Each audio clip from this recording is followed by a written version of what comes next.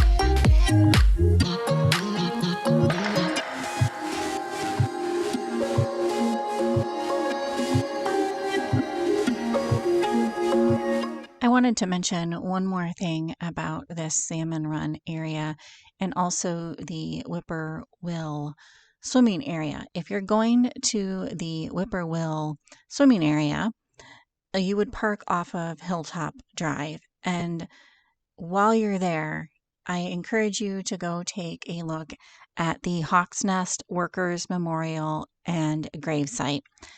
It's kind of I don't know if eye-opening is the right, maybe sobering is the right word for it, but basically 764 tunnel workers died from mining this tunnel through the Gully Mountain, and they were there diverting the water from the New River Gorge area, the New River, to a hydroelectric plant. And I think it's well worth a stop by and kind of reading up on the surrounding area and the African Americans that put their lives in danger so that a plant could have electricity. So now they died from silicosis, and now there's laws against this and things like that. But back in the day, there were no laws. And they also had no place, unfortunately, to bury these African American workers. So it's a very sobering sight. And I just highly recommend taking a look and going over there. All right, that's all from this area. Up next, we will be launching from the Summersville Marina. Now, this is a marina, so you can imagine there's some larger boats over here. They don't have a specific kayak put in, so my recommendation to you is to do this during the week and again in the morning during the week. We were here on a Monday morning and it was nice and quiet. What you don't want to do is probably put in with a bunch of other larger boats trying to get in and out. And as we came back that day or that afternoon, things actually did pick up, even though it was a Monday, not a holiday weekend. People were starting to bring their boats down, jet skis, things like that, because this is a larger boat ramp area. So at any rate, just a word of caution here. But this area takes you back in through a beautiful Summersville Lake wilderness area. You get a totally different perspective of the lake back here. Lots of little fingers to go kayaking in and out of, and lots of wildlife, as hopefully you will see in the video here.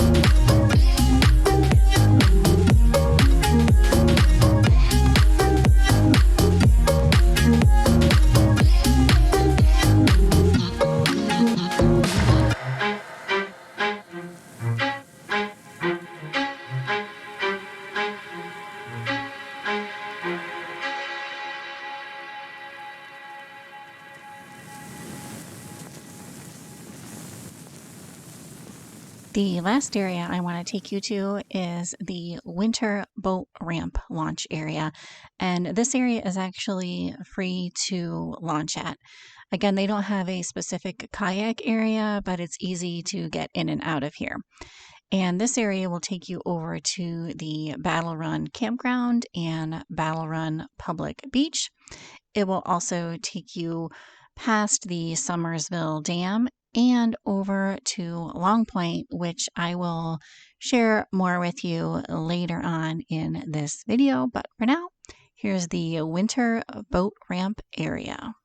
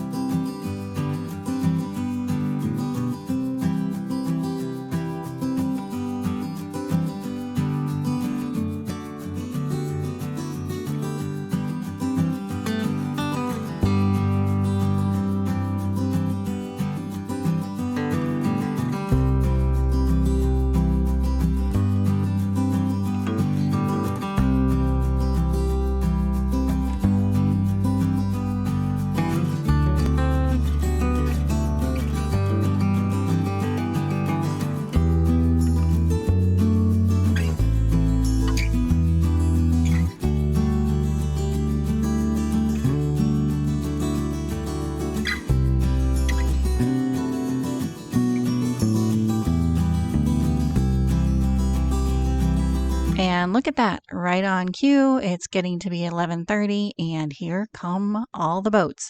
It's time to get off the lake and show you around our campsite. We are staying at Summersville Lake Retreat and a Lighthouse Campground. And as you can see, you can get some pretty large rigs in here. And while this isn't our normal kind of off-grid campground, it is very lovely. It is also usually a lot more crowded here on the weekends. Again, this is a weekday, so lots of spaces are empty, which is lovely. But even on the weekend, it's nice and quiet. Now, you will see that we are up on quite a few blocks here, and like in most West Virginia campgrounds, some of the spaces are a bit unlevel, so just be prepared for that. But the spaces are spacious and wonderful, and we've always found this campground nice and quiet and peaceful. And on that note, we're going to dig into this food that Matt has cooked, enjoy a campfire, get a good night's sleep, and then show you around the rest of Summersville area tomorrow. See you then.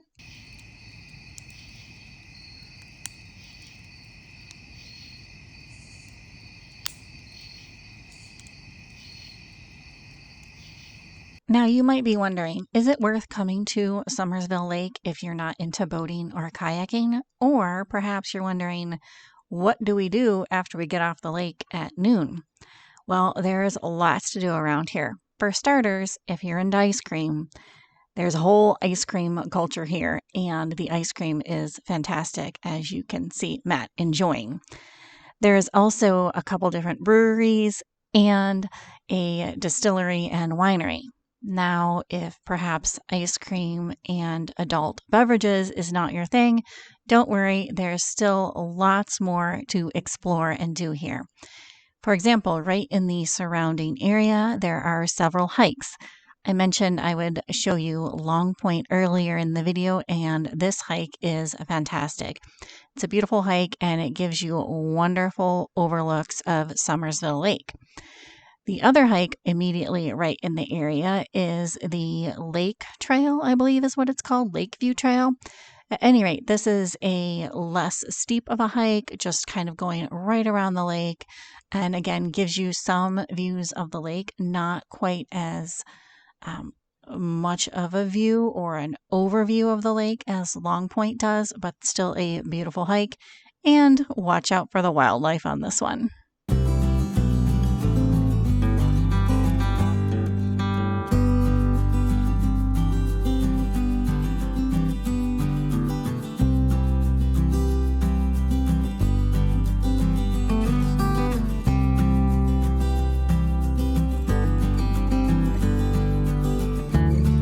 And if you're still up for an adventure after that, we highly recommend the New River Gorge National Park. It is the newest national park, and we are lucky enough to have it here in beautiful West Virginia. There is, of course, whitewater rafting, but if you're not into rafting and would like more hiking, this is a fantastic place to go on a hike, and it is full of history and just so much great places to go see and hikes to do in this park. Highly recommend. Although if you're not into hiking, I hear that the driving tour is spectacular. In fact, one of our neighbor campers was telling us about the driving tour in the New River Gorge National Park, and they said they had a great time on it. So go check that out if you're in the Summersville area. It's a beautiful, beautiful place. And perhaps you're into a little bit more of a laid-back atmosphere. I highly also recommend Babcock State Park, where you can go see the scenic gristmill and maybe do a little fishing along a pond and kind of a relaxing, chill hike. There's also the town of Fayetteville in the area where you can go do some thrift shopping and antique shopping, really cute shops. And there's also Wanderlust Creative Foods, one of our favorite dinner places. So I hope you found that video entertaining. I did want to mention two more things about Summersville Lake. One, they drain it during gully season. And I'll put some images in here now of what it looked like this past winter when it's drained. It's quite a difference, but it's interesting to also see in the wintertime. So I would suggest going and checking the area out in the winter. The second thing I wanted to mention is that it is becoming the newest West Virginia state park, Summersville State Park, Summersville Lake State Park. And I wanted to mention that for a couple of reasons. First, I know some of the locals are both excited and a little bit apprehensive about this because it is such a clear, pristine, beautiful lake. They're worried that bringing in more people to the area could quite possibly damage this beautiful lake.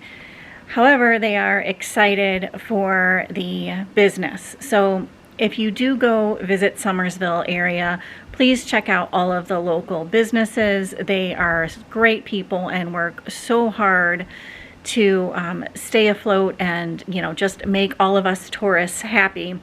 And then also, while you're there, take care of the lake because it's just gorgeous. So at any rate, I'm going to let you go here. If you liked the video, found it entertaining, or you know, just liked seeing the area, please give it a thumbs up. I hope it gave you a bunch of information on the surrounding areas. All of these areas are within a half-hour drive of Summersville, so there is a ton to do in this area. And in fact, I think you probably could spend an entire week there easily and not run out of things to do. So anyways, give the video a thumbs up, consider subscribing if you're not subscribed already, and we'll see you on the next one. Bye for now.